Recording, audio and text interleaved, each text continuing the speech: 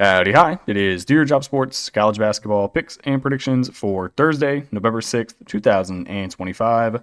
We're looking at the best bets of the day. Let's get into the video. All right, so on the day, we go 5-1. This was just the day of chalk. You took every favorite and a few good over spots, and you win 5 and you lose 1. The only team that didn't cover, Creighton, minus 29.5. I think they won by like 17, maybe 18. I got to go find that score again. Oh, 16. Good Lord. All right, well, whatever. All right, 5-1 brings our season record to 15-7.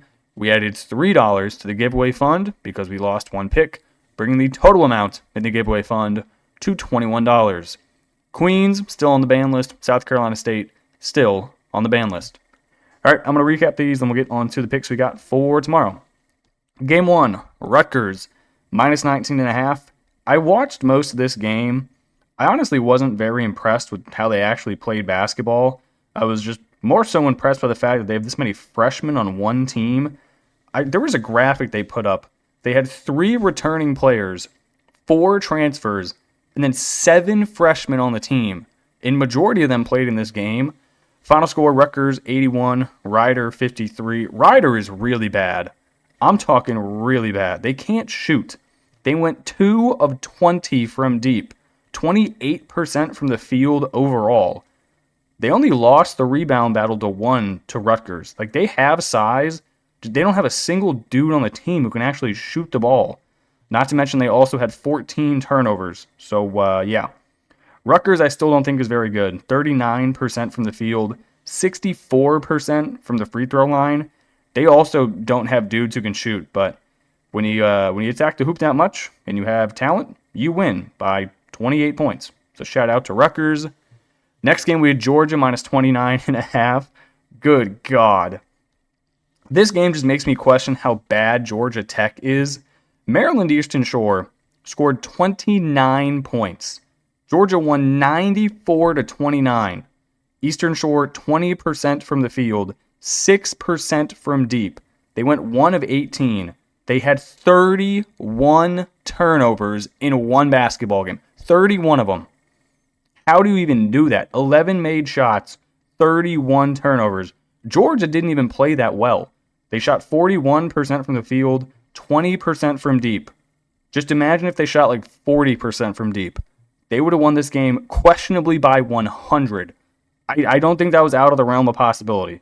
If they would have been heating up from deep, they could have caught a body bag. Next game, we had the over, 146.5, LSU, Tarleton State. I don't think I actually caught the final score of this game. I just knew it was going over. Final score, LSU 96, Tarleton State 60. This was a really weird game script. Tarleton State won the offensive rebound battle and won the turnover battle. LSU just shot 70% from the field. 70. They went 33 of 47, 8 of 18 from deep, and then 22 of 29 from the free throw line. Tarleton went 32% from the field and 72% from the free throw line. I couldn't really get a read on how good this LSU team is. Tarleton State is not good. That is factual. This team, no bueno. Next game, we had Indiana minus 26.5. First game of the DeVries era. They absolutely murdered Alabama A&M. Final score, Indiana 98, Alabama A&M 51. So they won that game by 47. Tucker DeVries looked good. All of their transfers looked good. 62% from the field, 42% from deep, 16-16 from the free throw line. This team's, they're nice. Win the rebound battle by 33. They did tie the turnover battle, but I think that was mostly because they brought on their deep bench players and walk-ons towards the end of the game, and they did have a few unnecessary turnovers. So I think Indiana's going to be a player in the Big Ten. They're solid. They got size. They got skill in the backcourt. Their bench isn't the deepest, but they do have a few guys who can come off and give them scoring production. So I liked it. Then finally, with the over, 166.5 in the Creighton, South Dakota game. This one depends on where you got the number at. You could have gotten a bad number here, and you could have lost this. It closed, from what I see, this closed at 169.5. So you might have gotten screwed because this one landed 168. Creighton, I thought, played okay. Neither team could shoot the ball from deep. They combined to go 13 of 41 from deep. And, first game without Kalkbrenner, first game without Ashworth. I thought they played okay. You're putting up 92. Probably should have been closer to 100 if you made a few more threes, but whatever.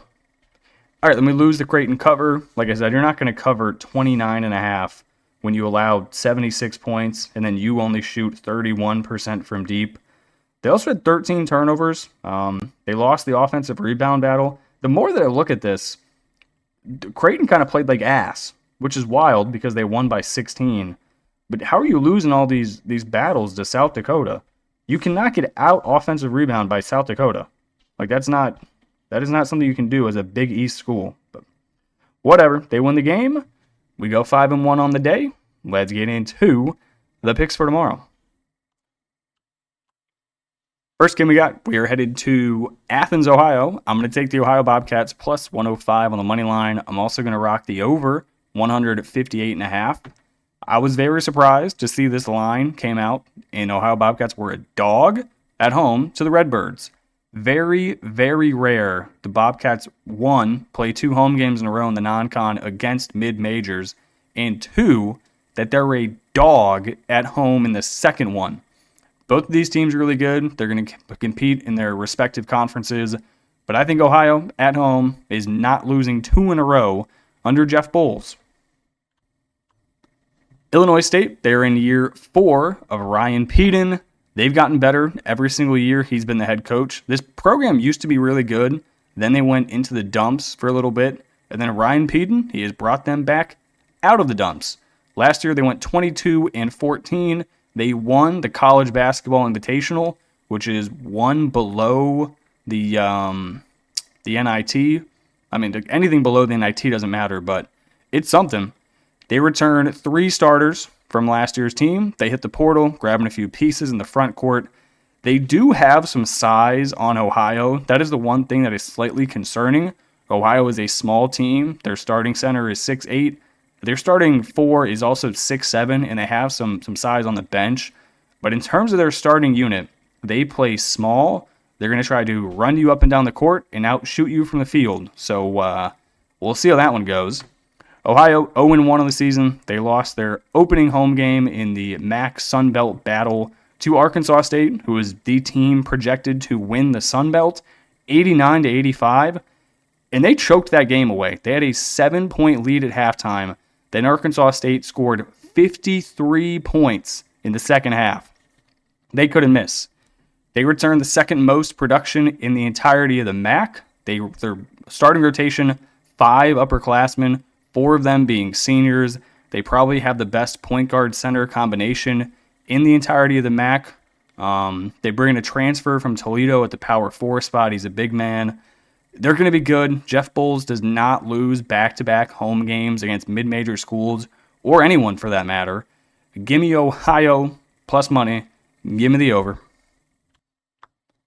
Next game we got, it is Cal State Northridge on the road taking on Northern Iowa. I'm going to rock Northern Iowa minus 9.5. This one takes place in Cedar Falls. Both of these teams are set to have pretty high expectations in their conferences. UNR returns so much production. I think they win this game by double digits, and I don't really think it's close. Not to mention the environment. First game of the season at home in Cedar Falls should be pretty awesome. There is really nothing else to do there. So Thursday night, you might as well go to a basketball game. Cal State Northridge 1-0 on the season. They beat Noble College 99-58. If you're questioning what on earth is Noble College, I'm also raising my hand because so was I. So I Googled it. They are part of the National Christian College Association. I didn't even know that was a thing. In my mind, I'm just envisioning a bunch of like monks running around, or Jesuit priests running around out there on the court, just hooping. I don't know what that looks like, but take that what you will. They won 99-58.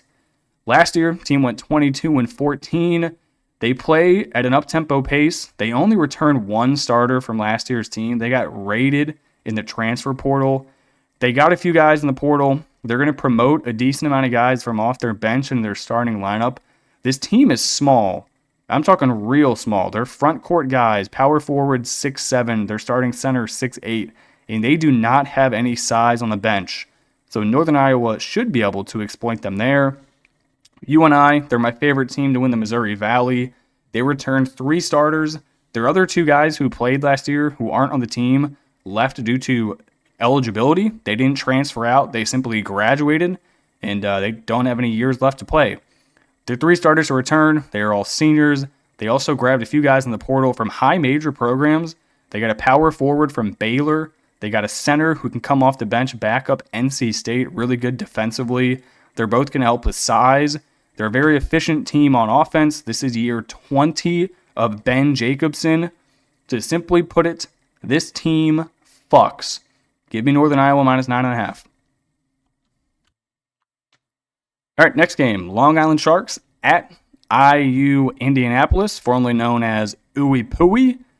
I'm going to take the over, whatever this game is set at. I currently don't see a line on it. I have checked multiple places. I see nothing. So once I bet this, I will post it in my Discord so you guys know what number I got it at. But whatever it's set at, it's not going to be enough. I watched IU Indy's first game at Ohio State. That was the most ridiculous basketball I've ever seen. I love it. I want more of it. Give me the over. Long Island. They are in year 4 of Rob Strickland. Yes, it is that Rob Strickland. They returned a decent amount of production from last year's team, who was actually pretty solid. 12-4 in conference play. They bring back 3 starters, including a Freshman of the Year player. In their first game, they lost 89-67 against a pretty solid Notre Dame team. Honestly, not too bad. Putting up 67 against a slow-paced Notre Dame, I think you take that. IU Indy. If you want a fun time, go on ESPN Plus and watch their first game at Ohio State. That shit was ridiculous. This is first year of Ben Howlett. He's a Division II coach coming up to D1. He went 217 and 37 in 8 years of D2 coaching. That is ridiculous. That's like Ohio State football level numbers of head coaching results. That shit is fucked. The style of basketball, wild. They press you the entire game from tip-off to final buzzer, pressing all day. Ohio State was able to score 118 points on them in the first game of the season. This is North Florida 2.0 on offense. All they do is take 3-pointers. IU Indy put up 102 on Ohio State. It's like, yeah, they gave up 118. That was still a competitive game. They scored 102. I would also be tempted to lay the number with IU Indy. I just have no clue what this number is going to be since it isn't out yet, so I don't want to put IU Indy minus 6.5. I really don't know what they're going to be. I'd imagine that they're like 2.5-point favorites, but I have no clue. But whatever the over is, give me the over.